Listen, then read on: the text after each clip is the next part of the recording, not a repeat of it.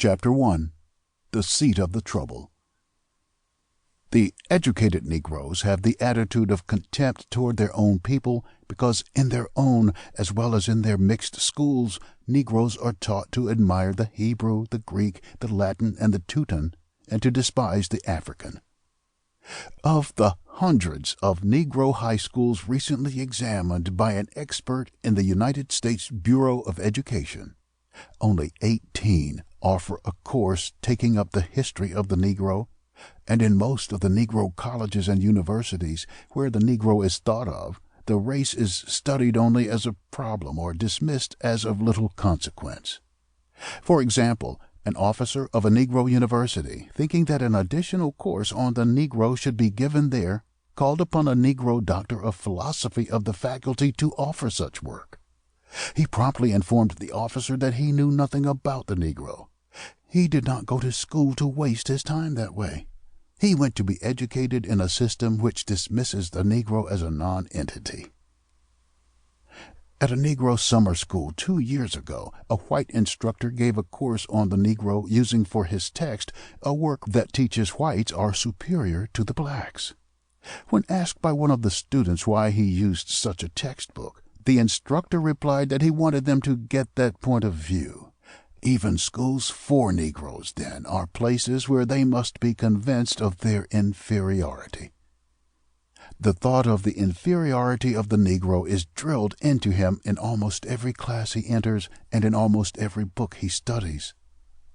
If he happens to leave school before he masters the fundamentals, before he finishes high school or reaches college, he will naturally escape some of this bias and may recover in time to be of service to his people.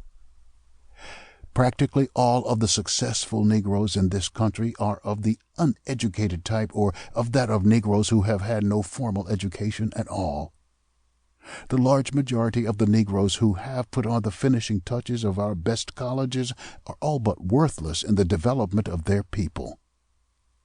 If after leaving school they have the opportunity to give out to Negroes what transducers of the race would like to have it learn, such persons may thereby earn a living at teaching or preaching what they have been taught, but they can never become a constructive force in the development of the race. The so-called school, then, becomes a questionable factor in the life of this despised people.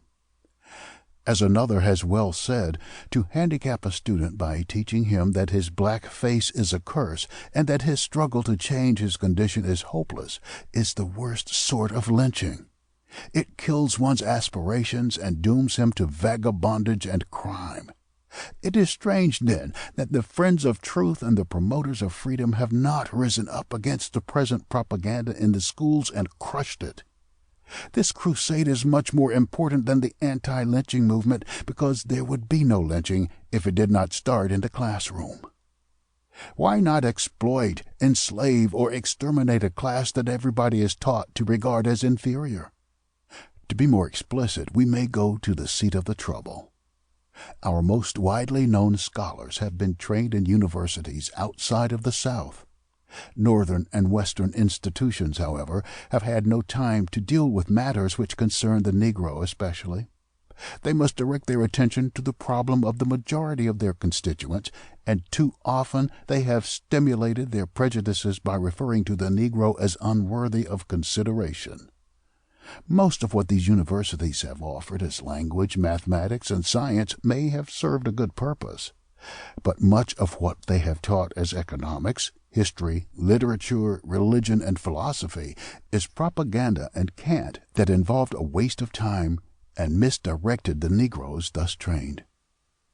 And even in the certitude of science or mathematics, it has been unfortunate that the approach to the Negro has been borrowed from a foreign method.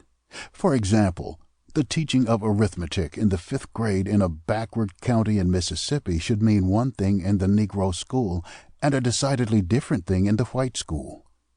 The Negro children as a rule come from the homes of tenants and peons who have to migrate annually from plantation to plantation, looking for light which they have never seen.